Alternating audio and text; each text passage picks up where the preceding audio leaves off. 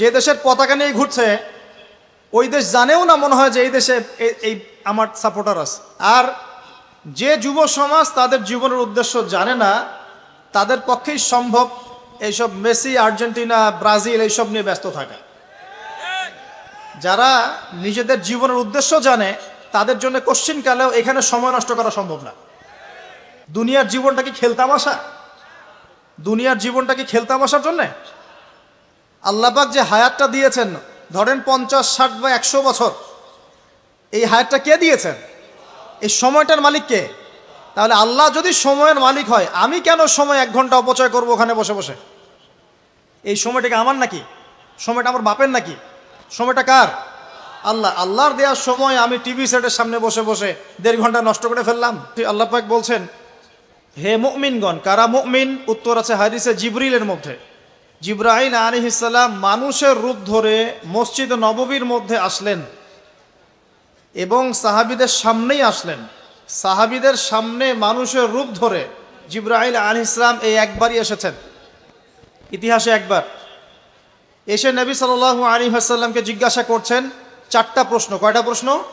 4টা। 1 নম্বর জিজ্ঞাসা করছেন, ইয়া মুহাম্মদ, বলবেন সাল্লাল্লাহু আলাইহি ওয়াসাল্লাম, হে মুহাম্মদ সাল্লাল্লাহু আলাইহি ওয়াসাল্লাম, আখবিরনি আনিল ইসলাম, আমাকে ইসলাম সম্পর্কে বলুন। নবী সাল্লাল্লাহু আলাইহি ওয়াসাল্লাম বলছেন, ইসলাম হচ্ছে আন তাশহাদা আল্লা ইলাহা ইল্লাল্লাহ ওয়া আন্না মুহাম্মাদান আবদুহু ওয়া রাসূলুহু। ইসলাম হচ্ছে এই সাক্ষ্য দেয়া যে আল্লাহ ছাড়া কোনো ইলাহ নেই এবং মুহাম্মদ সাল্লাল্লাহু আলাইহি ওয়াসাল্লাম আল্লাহর বান্দা এবং রাসূল। এটা হলো প্রথম, অর্থাৎ কালিমা লা ইলাহা ইল্লাল্লাহ। এর অর্থ হচ্ছে আল্লাহ ছাড়া আমি কারো বিধান মানতে পারবো না।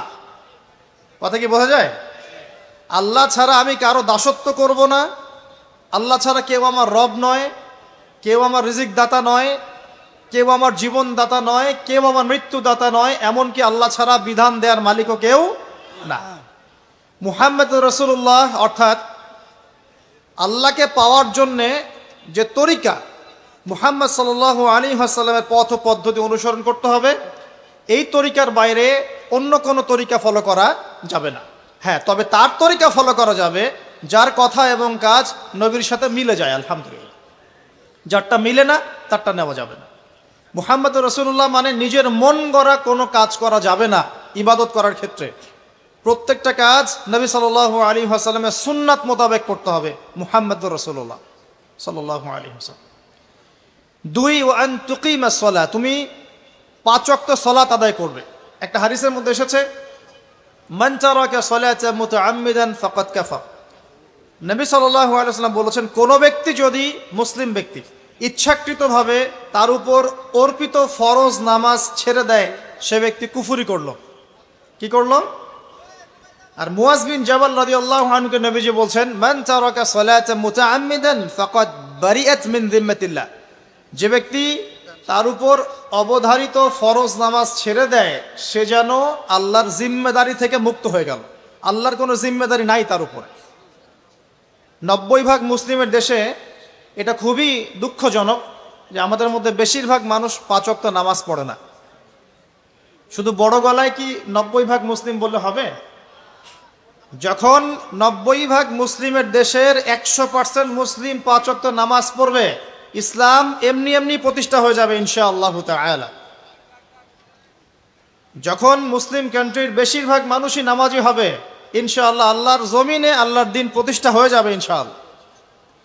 আমরা যদি নামাজ আদায় না করি, দিন কি প্রতিষ্ঠা হবে ভাই? আমরা তো আমাদের দেহের উপরেই দিনটা প্রতিষ্ঠা করতে পারলাম না। পরিবারে করব কিভাবে, সমাজে কিভাবে করব, আর বিশ্বে কিভাবে করব? তবে আলোচনার একটা উদ্দেশ্য বলে দিয়ে থাকি, আগেই বলে দেই, ইসলাম দিয়ে পৃথিবী শুরু হয়েছে, নবী দিয়ে সভ্যতা শুরু হয়েছে, ইসলাম দিয়েই পৃথিবী শেষ হবে, নবী দিয়েই সভ্যতা শেষ হবে ইনশাআল্লাহ।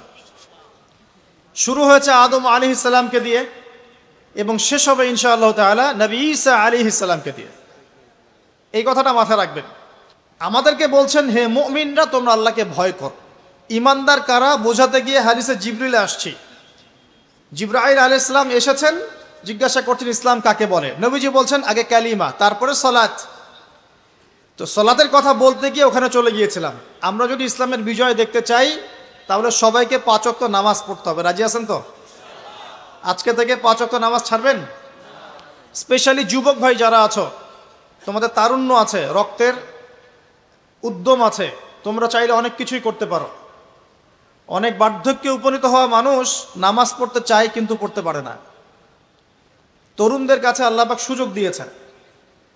আর ইসলামের বিরোধী শক্তি যারা আছে তারা খুব ভালো করেই জানে কিন্তু যে ইসলামের বিজয়ে সবচেয়ে বড় ভূমিকা রাখতে পারে তরুণ সমাজ, যুবক সমাজ, যুব সমাজ, তরুণ প্রজন্ম। এ কারণেই তো দেখবেন তরুণ প্রজন্মকে তাদের উদ্দেশ্য থেকে সরিয়ে দেওয়ার জন্যে তারা আপনার সামনে অনেকগুলো টোপ দিয়ে দিয়েছে। দেখাবো টোপ কয়েকটা। 1 নম্বর টোপ দিয়েছে মেয়ে নারী জাতি। মেয়েদেরকে বেপর্দা করে তোমার সামনে উপস্থাপন করে দিয়েছে, ফ্রি মিক্সিং। এখন তুমি আর ঈমান ধরে রাখতে পারছো না। এটা পরিকল্পিত ছিল, কারণ আল্লাহ পাক বলছেন যুজ্জিনা লিন-নাস হুব্বুশ শাহাওয়াতি মিনান নিসা।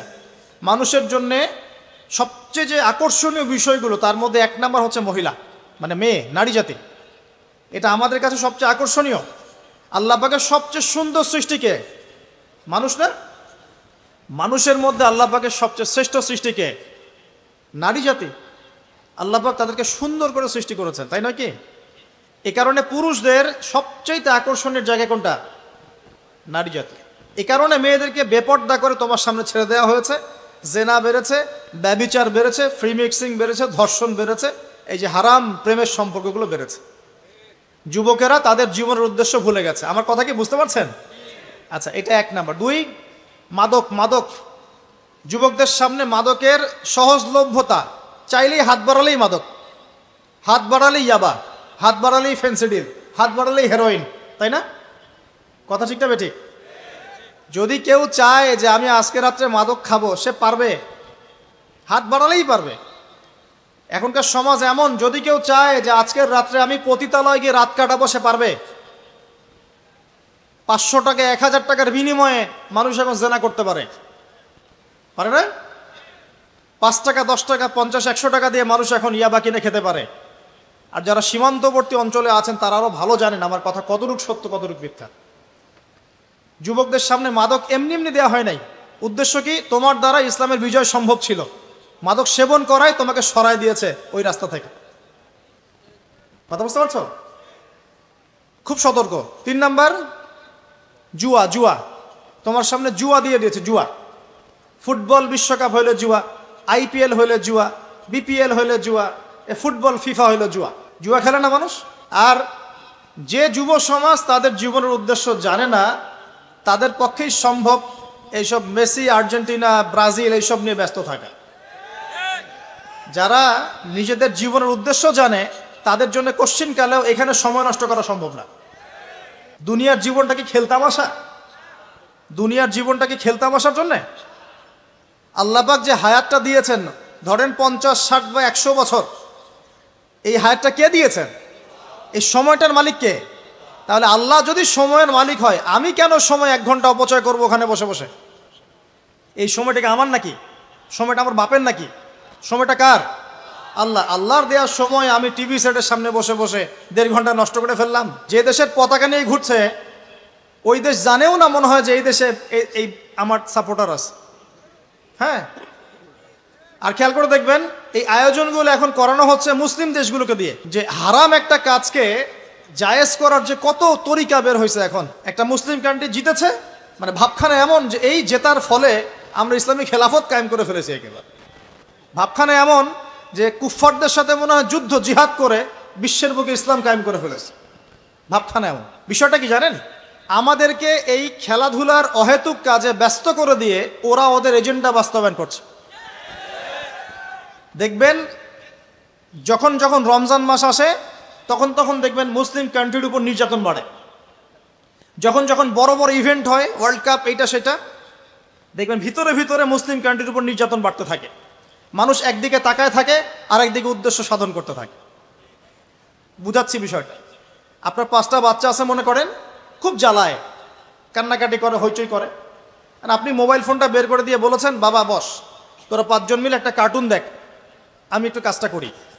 দিয়ে দিলেন, ও কার্টুন দেখছে চুপচাপ, কেউ কোনো ডিস্টার্ব নাই। আর বুঝতে পারছেন? আর এই যে বাচ্চাগুলা কার্টুন দেখছে না, এগুলো হচ্ছে আমরা এখন। আর ওই যে কাজ করছে বাপ, এটা হচ্ছে ওরা, পশ্চিমারা। আমার কথা কি বুঝতে পারেন? আচ্ছা, আমি সহজ করার চেষ্টা করছি। প্রিয় যুবক ভাইরা, মেয়ে তো উন্মুক্ত করে দিয়েছেই, মাদক তো দিয়েছেই, জুয়া দিয়েছে, অহেতুক এসব খেলতামাশা দিয়েছে তোমার সামনে, তোমার সময় কেড়ে নেওয়ার জন্য, তোমার হায়াত কেড়ে নেওয়ার জন্য। তোমার মূল্যবান হায়াত, যে হায়াতটাকে তুমি আল্লাহর পথে দাওয়াতের কাজে ব্যয় করবা, দিন চর্চার কাজে ব্যয় করবা, আল্লাহর ইবাদতের কাজে ব্যয় করবা, আমর বিল মারুফ নাহি আনিল মুনকারের কাজ করবা, এই সময়টা ওরা কেড়ে নিয়েছে তোমার কাছ থেকে। বুঝতে পারছো না তুমি? আবার নেশা দিয়ে তোমার ভিতরটা নষ্ট করে ফেলেছে, জেনা দিয়ে তোমার অন্তরের নূর নষ্ট করে দিয়েছে, ফ্রি মিক্সিং দিয়ে জেনা এবং তোমার যে পবিত্রতা, চারিত্রিক পবিত্রতা নষ্ট করে দিয়েছে। যদি একটা মুসলিম রাষ্ট্রের মধ্যে দুর্নীতি না থাকতো না, মুসলিম রাষ্ট্র বিশ্বকে নেতৃত্ব দিত ইনশাআল্লাহ। যদি কোনো মুসলিম রাষ্ট্রের মধ্যে দুর্নীতিটা না থাকতো না, তাহলে দেখতেন ওই রাষ্ট্র অবশ্যই বিশ্বকে নেতৃত্ব দিত ইনশাআল্লাহ। এমন অনেক অমুসলিম রাষ্ট্র আছে যেগুলো অমুসলিম হওয়া সত্ত্বেও ওদের মধ্যে কোনো দুর্নীতি নাই। আল্লাহ পাক আমাদের সবাইকে পরিপূর্ণ মুসলমান হওয়ার তৌফিক দান করুন। দেখেন, আল্লাহ পাক বলেছেন, উদখুলু ফিস সিলমি কাফা, তোমরা পরিপূর্ণরূপে ইসলামে প্রবেশ করো। এখন আমি যদি নামাজও পড়ি, আবার ঘুষও খাই, এদিকে রোজাও রাখি, আবার সুদও খাই, আবার এদিকে আমি হজমরাও করি, অন্যের সম্পদ আত্মসাৎ করি, মাপে কমও দেই, মজুদদারি করি ইত্যাদি, আমি কি পরিপূর্ণ মুসলিম? আমি কি উদখুলু ফিস সিলমি কাফার উপর আমল করতে পেরেছি? আর আল্লাহ পাক এখানে বলছেন, ওয়ালা তামুতুন্না ইল্লা ওয়া আনতুম মুসলিমুন, পরিপূর্ণ মুসলমান না হয়ে তোমরা মৃত্যু বরণই করিও না। করলেই সমস্যা। পরিপূর্ণ মুসলমান না হয়ে মারা গেলেই সমস্যা। কি সমস্যা? ওই যে আল্লাহ পাক বলবেন, মান রব্বুক, বলবে লা আদরি, আমি তো জানি না, কারণ পরিপূর্ণ মুসলমান হয়নি তো, আল্লাহর সাথে শিরিক করেছে। আল্লাহ পাক বলবেন, মা দীনুক, বলবে লা আদরি, আমি জানি না। মা দীনুক উত্তর কেমন করে দিতে পারবে? ইসলামের কিছু অংশ মানে, কিছু অংশ মানে না। ইসলামের কিছু অংশ মানে, নামাজ, রোজা, হজ, যাকাত, তাসবিহ, তাহলিল সবই মানে, কিন্তু সুদ ছাড়তে হবে, ঘুষ ছাড়তে হবে, জেনা করা যাবে না, মদ খাওয়া যাবে না, দুর্নীতি করা যাবে না, মানে না। তাহলে মা দীনুক কি উত্তর দিবে? মান নবিয়ুক, কে নবী? উত্তর কিভাবে সম্ভব?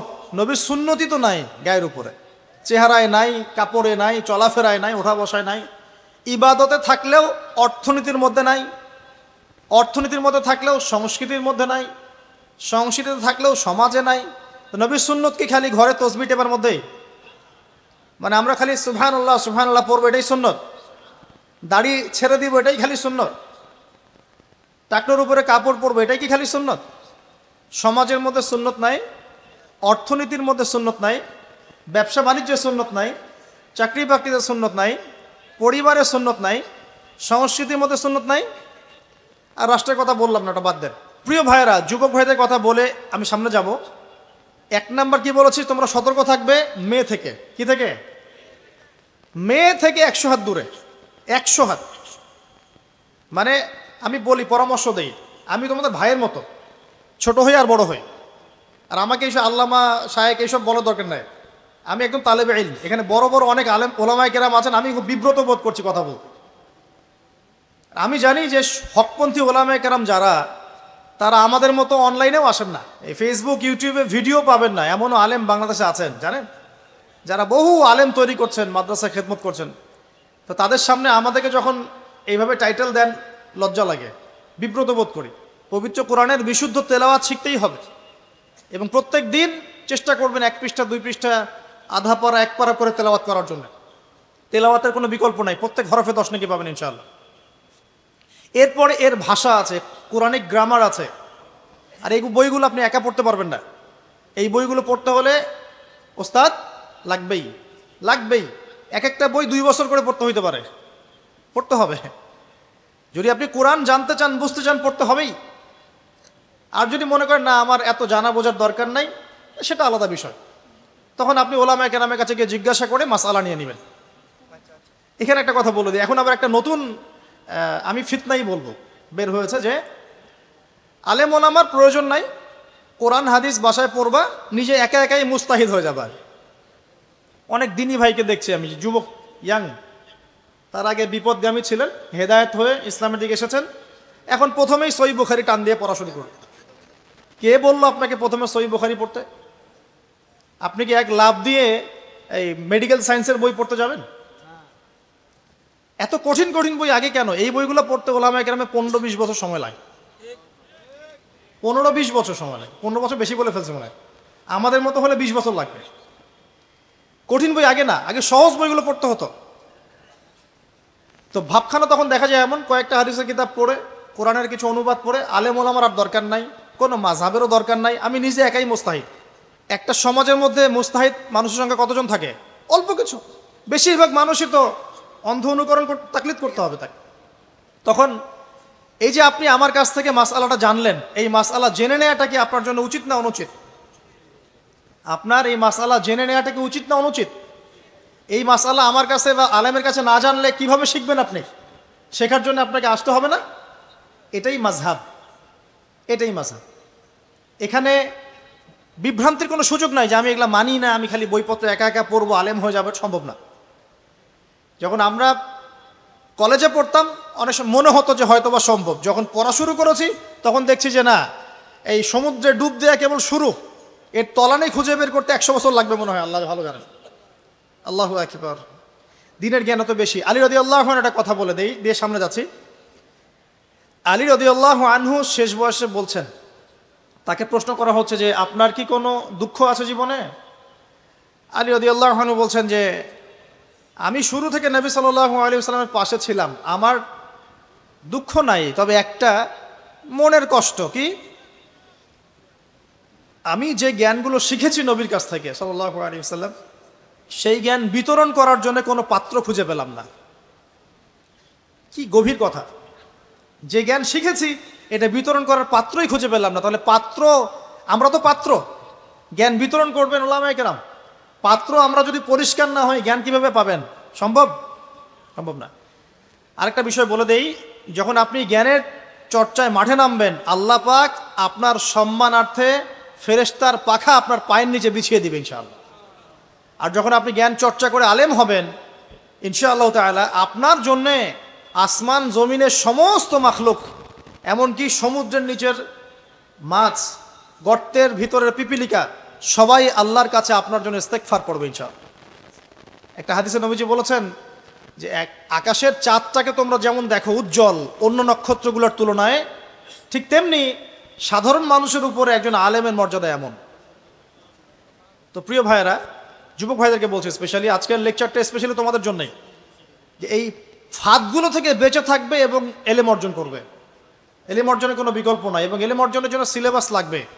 আর অনেক বইপত্র একা একা পড়তে পারবে না, আলেম ওলামাদের সংস্পর্শ লাগবেই, অন্যথায় পারবে না। এর পাশাপাশি আপনি সিরাতের বই পড়বেন, ইতিহাস পড়বেন, ইসলামিক অর্থনীতি পড়বেন, হ্যাঁ, ভূরাজনৈতিক প্রেক্ষাপটের বইগুলো পড়বেন, এগুলো ঠিক আছে। এবং জেনারেল লাইনে যেখানে পড়াশোনা করছেন, এই পড়াশোনাও কন্টিনিউ করবেন, এবং আপনার প্রতিভা দিয়ে আপনার জায়গা থেকেই ইসলামের খেদমত করবেন ইনশাআল্লাহ তাআলা। পারা যাবে না? আল্লাহ তৌফিক দান করুন। যুবক ভাইদের সামনে এই ফাঁদ। কেন ফাঁদ? কারণ যুবক ভাইরা যদি জীবনের উদ্দেশ্য জেনে ফেলে এবং ইসলাম প্রতিষ্ঠার কাজে আত্মনিয়োগ করে, তাহলে কুফফার শক্তি পালানোর জায়গা খুঁজে পাবে না ইনশাআল্লাহ। প্রিয় ভাইরা, আল্লাহ রাব্বুল আলামিন বলছেন মুমিনদেরকে, হে মুমিনরা, তোমরা আল্লাহকে ভয় করো। দেখুন, 6টা পিলারে বিশ্বাস না করা পর্যন্ত কেউ মুমিন হয় না। কয়টা পিলার? 1 নাম্বার হচ্ছে আল্লাহর প্রতি বিশ্বাস। 1 নাম্বার আল্লাহর প্রতি বিশ্বাস। 2 ফেরেশতা মণ্ডলীর প্রতি বিশ্বাস। 3 আসমানি কিতাব সমূহে বিশ্বাস। 4 নবী রসুলগণের প্রতি বিশ্বাস। 5 পরকালের প্রতি বিশ্বাস। এবং 6 তাকদীরের ভালো মন্দের প্রতি বিশ্বাস। এই 6টা পিলারকে মনে বিশ্বাস করতে হয়, মুখে স্বীকৃতি দেওয়া লাগে, এবং কাজেও বাস্তবায়ন করতে হয়, তারপর আপনি মুমিন হবেন ইনশাআল্লাহ। আল্লাহ পাক বলছেন আমাদেরকে, এই মুমিনদেরকে, তোমরা আল্লাহকে ভয় করো, ভয় করার মতো ভয় করো। এটার ব্যাখ্যা কি? ভয় করা মানে কি? শুধু নেক আমল করা মানেই আল্লাহকে ভয় করা নয়। আল্লাহ পাকের যত নিষেধ আছে, এই নিষেধগুলো ছেড়ে দেওয়ার নাম হলো আল্লাহকে ভয় করা। যদি আমি নামাজ পড়ি, প্রমাণিত হবে না যে আমি আল্লাহকে ভয় করি। আর হারাম ছেড়ে নামাজ পড়েন, হালাল খেয়ে নামাজ পড়েন, প্রমাণ হবে আপনি আল্লাহকে ভয় করেন। নামাজ পড়াটা একটু সহজ কাজ, কিন্তু এই হারাম রিজিক ছেড়ে দেওয়া এত সহজ কাজ নয়। রোজা রাখা সহজ কাজ তুলনামূলক, কিন্তু সুদ ঘুষ ছেড়ে দেওয়া এত সহজ কাজ নয়। তাসবিহ তাহলিল করা সহজ কাজ, কোরআন তেলাওয়াত করাও সহজ কাজ তুলনামূলক, কিন্তু ওই বোনের সম্পত্তি তাকে ফিরিয়ে দেওয়া এত সহজ নয়। অন্য মুসলিম ভাইয়ের মান সম্মান রক্ষা করা তো সহজ নয়। পরিবারে পর্দা এবং নামাজ কায়েম করা তো সহজ নয়। এবং এই সুদ ঘুষ দুর্নীতি অন্যের সম্পদ আত্মসাৎ থেকে বের হয়ে আসা এত সহজ নয়। তাকওয়া মানে কি? পরিপূর্ণরূপে ইসলামে প্রবেশ করা, আল্লাহ পাকের যাবতীয় হুকুম আহকাম মেনে চলা, আদেশও এবং নিষেধও। আল্লাহ পাক বলছেন শেষে, ওয়ালা তামুতুন্না ইল্লা ওয়া আনতুম মুসলিমুন। একজন নবীর কথা খালি বলবো, বিশৃঙ্খলা করেন না, একটু ধৈর্যের সাথে বসেন। আমরা খুব লম্বা আলোচনা করব না, একটু বসেন, শেষ করে দিচ্ছি আস্তে আস্তে। আর যদি কারো কোনো প্রশ্ন থেকে থাকে এভাবে চিরকুট আকারে আমাদের এখানে দিতে পারেন ইনশাআল্লাহ। মুসলিম না হয়ে মৃত্যুবরণ করো না। আল্লাহ পাকের কালাম পবিত্র কোরআনের মধ্যে সূরা হজ নাম একটা সূরা আছে। এখানে আল্লাহ পাক সূরা হজের মধ্যে ইব্রাহিম আলাইহিস সালামের কথা বলছেন যে হুয়া সাম্মাকুমুল মুসলিমিন। ইব্রাহিম আলাইহিস সালাম সেই নবী যিনি তোমাদের নাম মুসলিম দিয়েছেন। কি দিয়েছেন? মুসলিম। আচ্ছা, ইব্রাহিম আলাইহিস সালামের দুইটা ঘটনা বলবো খালি, আমি আপনাকে ইসলাম দেখাচ্ছি কি জিনিস। দেখুন, তার স্ত্রীকে আল্লাহ পাক বলছেন রেখে আসো, হাজেরা আলাইহিস সালামকে রেখে আসো মক্কার কাবা ঘরের কাছে, যেখানে কোনো মানুষ নাই, কোনো খাবার পানি কিচ্ছু নাই, সাথে ছোট সন্তান ইসমাইল। দেখেন, রেখে আসার সময় কিন্তু ইব্রাহিম আলাইহিস সালাম আল্লাহকে বলেন নাই যে আল্লাহ আমি আমার স্ত্রী সন্তানকে ওখানে কেন রেখে আসবো, এর পিছনে যুক্তি কি, এর পিছনে বিজ্ঞান কি, এর পিছনে দর্শন কি জিজ্ঞাসা করেছিলেন? আল্লাহ পাক বলেছেন সামি'না আতা'না। সন্তান বড় হয়েছে, আল্লাহ পাক বলছেন তাকে জবাই করতে হবে।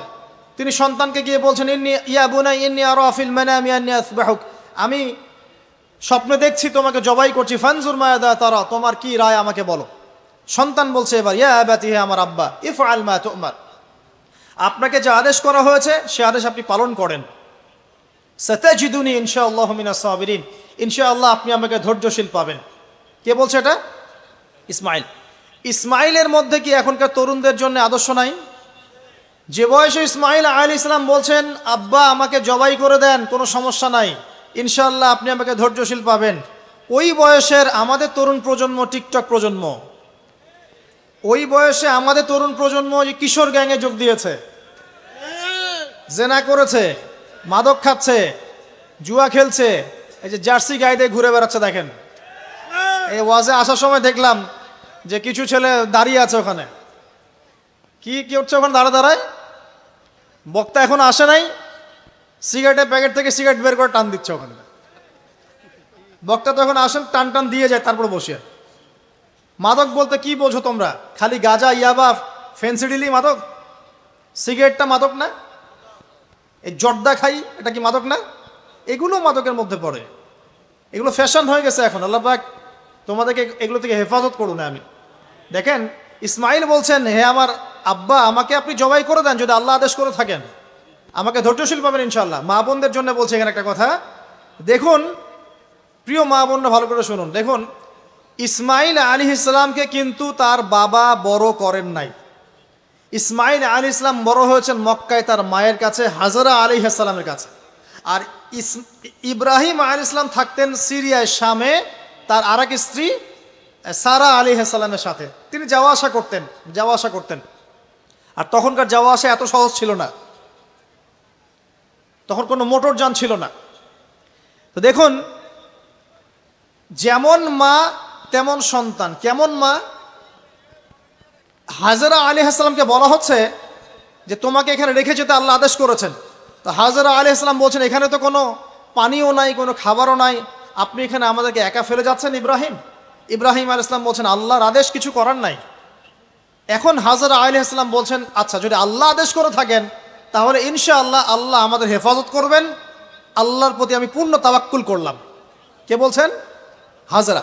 এই হাজরা আলাইহিস সালামের দেখেন এখানে তো কোনো খাবারই নাই, পানিও নাই, এক মশক পানি একটু খাবার দ্রুতই শেষ হয়ে গেল। শেষ হওয়ার পর তিনি ছোটাছুটি করছেন, suffer Marwah suffer Marwah suffer Marwah, কোথাও যদি একটু পানি পাওয়া যায়।